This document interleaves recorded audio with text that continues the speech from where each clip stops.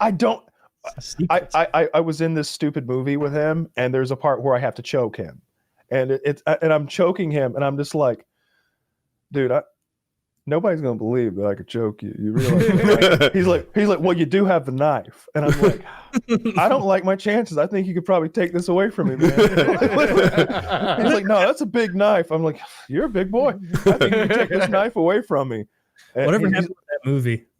they cut me out of it, thank God, because I feel like it was not going to be a good look. Really? So it came out and you were cut out of it?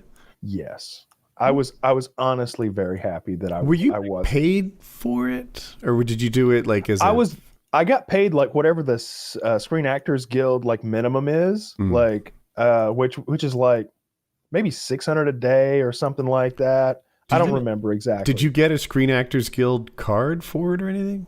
I heard I had to sign up for something. Yeah, I don't remember the specifics, but the like you know like Vitaly was the main villain, and I was like working with Vitaly to like kill everybody that was on the plane.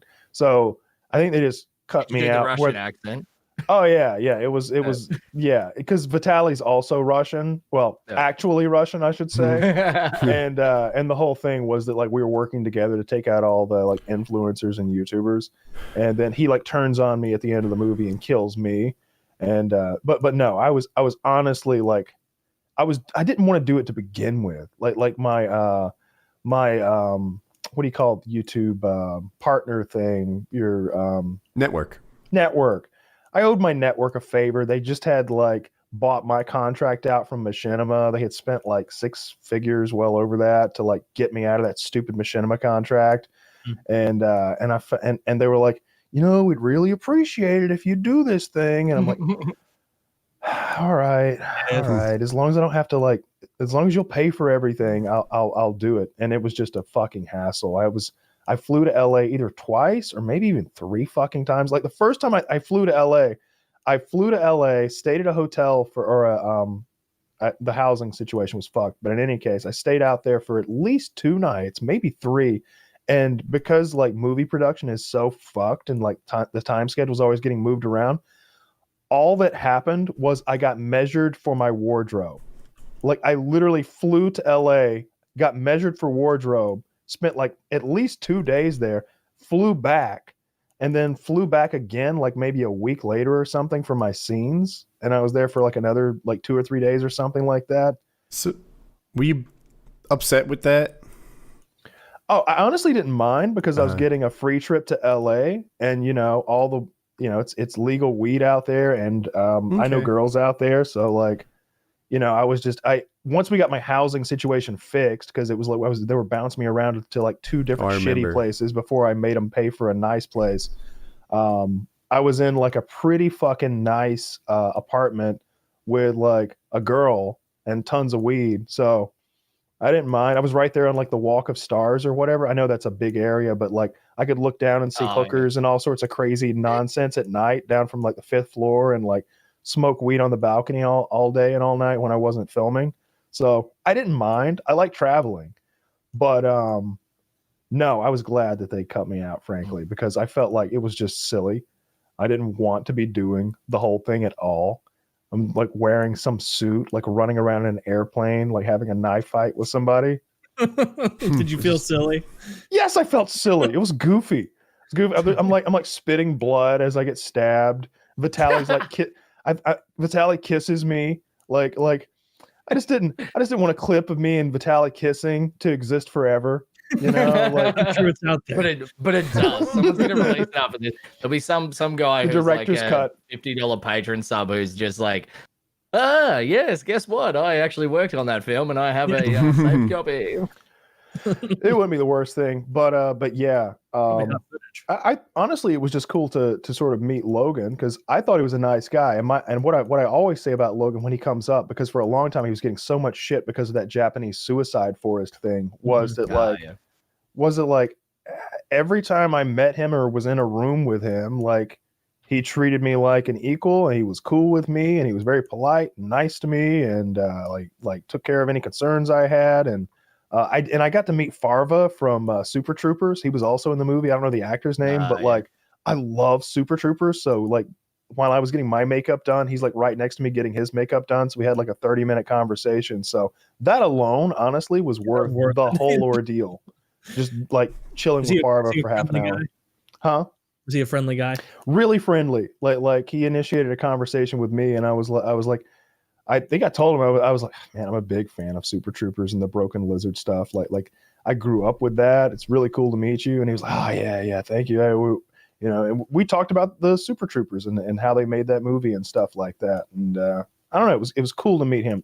Meeting him, like I said, was worth the whole ordeal of the 4 transcontinental flights and all the bullshit. And getting cut from that wonderful motion picture. I was so was it a full-length picture? I think it was 90 minutes or something like that. I was like 90 minutes. Oh. I mean, they were in I don't know a ton about movie production, but like they had a movie studio, and the movie is filmed on a plane, like almost all of it is. And so like they had like a giant jumbo jet set inside of a movie studio like warehouse, and like I don't know, it's a plane. Like Could be worth a bit of money. I guess. I don't know. It wasn't like this was like a YouTube production where there's like 15 people working on it or something like that.